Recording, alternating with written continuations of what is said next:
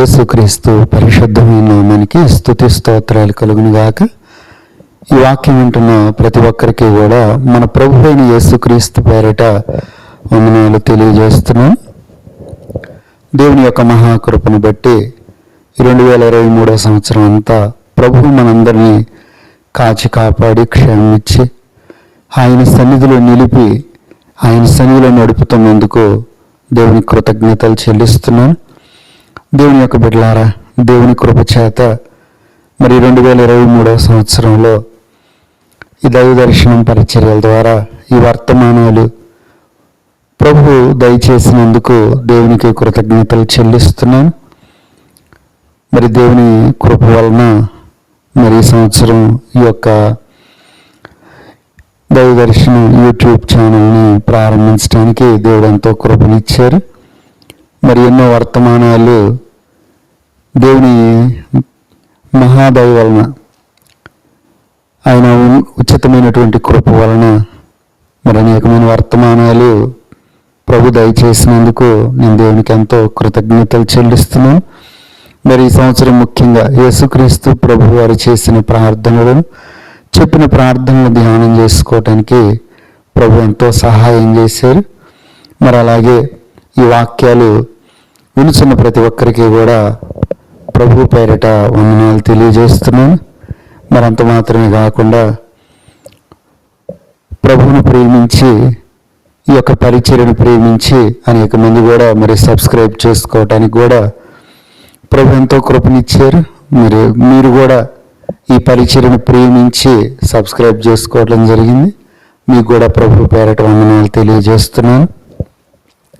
ఇంకా రాబోయే సంవత్సరాల్లో ప్రభు ఈ యొక్క పరిచర్యల ద్వారా ఆయన యొక్క పరిశుద్ధ గ్రంథంలో నుంచి ఎన్నో మంచి వర్తమానాలు ఇచ్చి మనందరినీ బలపరచాలని ప్రభు పేరిట కోరుకుంటున్నాను. అంత మాత్రమే కాక మరి ఈ సంవత్సరం ఉన్నటువంటి ఈ వాక్యాలు అనగా యేసుక్రీస్తు ప్రభు వారు చేసిన ప్రార్థనలు చెప్పిన ప్రార్థనలను మీరు అనుసరించి 2024 సంవత్సరంలో మీ ప్రార్థనా జీవితంలో మీరు బలపడాలని ప్రభుని ఇంకా హత్తుకొని ప్రభు మార్గంలో నడుస్తూ ప్రభు రాకడకు రాజ్యానికి సిద్ధపడాలని మీరే కాక అనేకుల్ని ప్రార్థనలో బలపరచాలని ప్రభు పేరిట కోరుకుంటూ మరి ఇదను వాక్య ధ్యానం నిమిత్తం మత్తయి సువార్త 14వ అధ్యాయం 23వ వాక్యాన్ని చదువుకున్నాం. ఆయన జనసమూహంలో పంపివేసి ప్రార్థన చేయుటకు ఏకాంతంగా కొండ ఎక్కిపోయి సాయంకాలమైనప్పుడు ఒంటరిగా ఉండెను. దేవుని యొక్క బిడ్డలారా, యేసుక్రీస్తు ప్రభు వారి యొక్క ప్రార్థనా జీవితంలో నుండి మరి సంవత్సరం చివరిగా ఒక అంశాన్ని ధ్యానం చేసి మనం ఈ ధ్యానాంశాలను ముగించుకుంటాం. ఏంటంటే యేసుక్రీస్తు ప్రభు వారి ప్రార్థనా జీవితంలో మనం లోతుగా ధ్యానం చేసినప్పుడు ఒక విషయం మనకు అర్థమవుతా ఉంది. ఆ విషయం ఏంటంటే యేసుక్రీస్తు ప్రభు వారు 30 సంవత్సరాల పాటు తల్లిదండ్రులకు విధేయుడిగా లోబడి ఉండి 30వ సంవత్సరంలో బాప్తిసం ఇచ్చి యోహాను దగ్గర యోర్దాను నదిలో బాప్తిసం తీసుకొని ఇక అక్కడి నుంచి ఆయన ఆత్మీయ ప్రయాణం అనేది ప్రారంభించటం, సేవా పరిచర్య ప్రారంభించటం జరిగింది. మొట్టమొదటిగా యేసు ప్రభు వారు పరిశుద్ధాత్మతో నింపబడి పరిశుద్ధాత్మ ప్రేరేపణ వలన అరణ్యంలోనికి వెళ్ళి 40 దినాల పాటు ప్రార్థన చేశారండి. 40 దినాలు ఒంటరిగా ఏకాంతంగా దేవుని యొక్క సన్నిధిలో ప్రార్థిస్తూ అపవాది శోధనలు ఎదిరించి జయించి మరి వాటన్నిటిలో గొప్ప విజయాన్ని పొందుకున్నట్లు మనం చూస్తాము. ఆ తర్వాత యేసు ప్రభు వారు పరిచర్య కొరకు శిష్యుల్ని ఏర్పాటు చేసుకున్నారు. మొదటిగా 70 మంది శిష్యుల్ని ఏర్పాటు చేసుకున్నారు. ఆ తర్వాత మరి వాళ్ళల్లో అనేక మంది ప్రభువుని విడిచి ప్రభువుని వెంబడించడం మానివేశారు. ఆ తర్వాత 12 మందిని ప్రత్యేకంగా ఏర్పాటు చేసుకుని వాళ్ళకి అపోస్తులని పేరు పెట్టి అక్కడి నుంచి ఎన్నో ప్రాంతాల్లో ఆయన పరిచర్య చేయటం జరుగుతూ ఉంది. అయితే ప్రియులారా, మనం గమనించాల్సిన విషయం ఏంటంటే యేసు ప్రభు చుట్టూ 12 మంది శిష్యులు ఉన్నారు. అనేక మంది మరి ప్రభుని వెంబడించేటువంటి బిడ్డలు ఉన్నారు. అయితే ఎందుకో యేసుక్రీస్తు ప్రభుతో కలిసి ప్రార్థించలేనటువంటి పరిస్థితుల్లో వాళ్ళు ఉన్నారు. ఇక్కడ ఒక విషయం, తన చుట్టూ ప్రార్థించేవాళ్ళు లేకపోయినప్పటికీ కూడా యేసయ్య మాత్రం ఒంటరిగా ప్రార్థనలో ఎంతో పోరాడినట్లు మనం ఆయన ఆత్మీయ జీవితంలో నుండి, ఆయన ప్రార్థనా జీవితంలో నుండి మనం నేర్చుకున్నాం.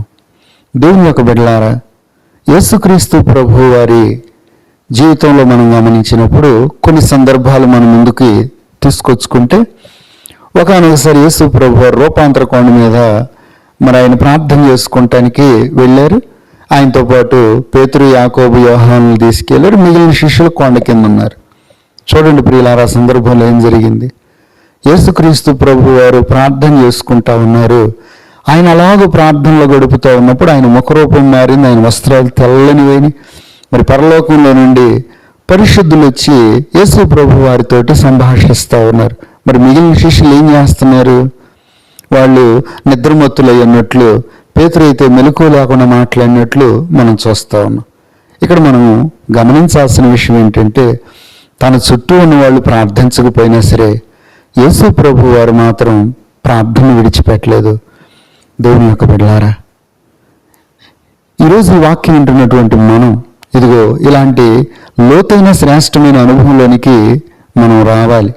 తన చుట్టూ ఉన్న వాళ్ళు ప్రార్థించకపోయినప్పటికీ, తన చుట్టూ ఉన్నవాళ్ళు తనతో కలిసి ఏకీభవించి మొరపెట్టకపోయినప్పటికీ కూడా యేసు ప్రభు వారు ఒంటరిగా నేనిస్తే దేవుని యొక్క సన్నిధిలో పోరాడుతూ ఉన్నాడు. ప్రియులారా, ఆ తర్వాత మనం గెత్సెమనే వనంలో కూడా చూసినా మరి యేసు ప్రభు వారు కొంతమంది శిష్యుల్ని ఓ చోట పెట్టి మీరు ప్రార్థించమని చెప్పి తనతో పాటు పేతురు, యాకోబు, యోహానులు తీసుకుని వెళ్ళారు. మీరు మెలకుగా ఉండి ప్రార్థన చేయండి, శోధనలో ప్రవేశించకుండా నాతో ఒక గడి అయినా మేల్కొని ప్రార్థన చేయమని చెప్పేసి పలుసార్లు వాళ్ళతో మాట్లాడి యేసు ప్రభు వారు ముందుకెళ్ళి ప్రార్థన చేశారు. ఎంతగా ప్రార్థించారో మనకు తెలుసు.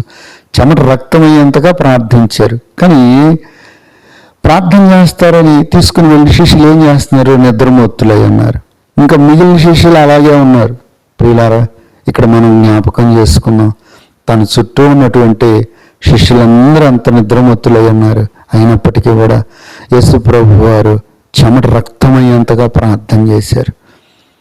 దేవుని యొక్క బిడ్డలారా, యేసు ప్రభు వారి ప్రార్థన జీవితంలో మనం చూసినప్పుడు మనం నేర్చుకోవాల్సినటువంటి ఒక మంచి విషయం ఏంటంటే, ఆయన చుట్టూ ఉన్న మనుషులు ఎవరు ప్రార్థించినా ప్రార్థించకపోయినా ఆయన నిరాశపడలేదు, నిస్పృహపడలేదు, ఎవరి మీద సనిగి గుణినట్లు మనం చూడం. ప్రియులారా, ఆయన ఒంటరిగానైనా సరే ఏకాంతంగా మరి ప్రార్థనలో పోరాటం మనం గమనిస్తూ ఉన్నాం. అందుకే ఈరోజు ఈ వాక్యాన్ని వింటున్నటువంటి మనం మన ప్రార్థనా జీవితంలో ఎవరిని బట్టి నిరాశపడకూడదు. వాళ్ళు చేయట్లేదు, వీళ్ళు చేయట్లేదు, ఇంట్లో నేనొక్కడనే ప్రార్థన చేయాలని చెప్పేసి ఎన్నోసార్లు మనం నిరాశపడిపోతూ ఉంటాం, కుంగిపోతూ ఉంటాం, ఒక్కొక్కసారి ప్రార్థన వదిలిపెట్టేస్తూ ఉంటాం.